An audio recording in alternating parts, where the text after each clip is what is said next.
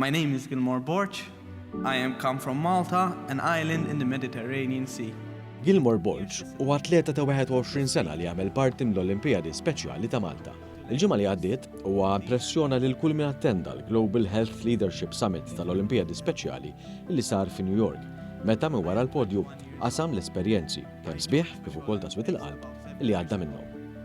F'kumment fuq il-Facebook, il-President u Direttur Maniġerjali tal-Olimpijadi Speċjali tal-Ewropa u tal-Euroasja, David Evangelista, iddeskriva lill-atleta Malti bħala żagħżugħ li għandu abilità unika u konvinċenti għall-aħħar biex iwassal il-messaġġ dwar kif l-Olimpijadi Speċjali mhux biss bidlulu ħajtu, iżda bidlu wkoll il-ħajja ta' dawk ta' madwaru. Huwa qal li b'Gilmour huma kburin bil-kbir f'għamiltu, pajjiżu u ċertament il-moviment internazzjonali tal-Olimpijadi Speċjali.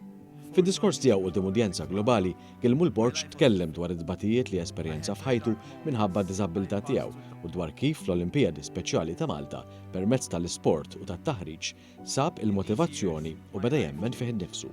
Yes, Special Olympics changed my life.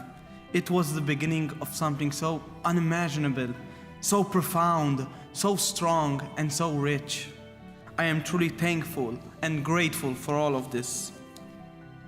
Before joining Special Olympics Malta, my life was difficult.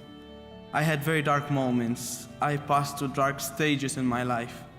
I was refused, laughed, neglected by friends, bullied since my earlier years. Things changed when I joined Special Olympics. I started training athletics, sprinting and jumping. Sports gave me a new hope. Gilmour Borg iżżaħar lil sħabu fl-Olimpijadi Speċjali u lil mentors tiegħu u b'mod partikolari lil President tal-Olimpijadi Speċjali ta' Malta, Lidja Bela, u lid-Direttur Sportiv Nazzjonali Anna Kallejja tal-appoġġ li dejjem tawh biex wasal għas-suċċess sportiv illi kiseb. Fit-tmiem id-diskors tiegħu l-udjenza kollha qamet tapplawdih.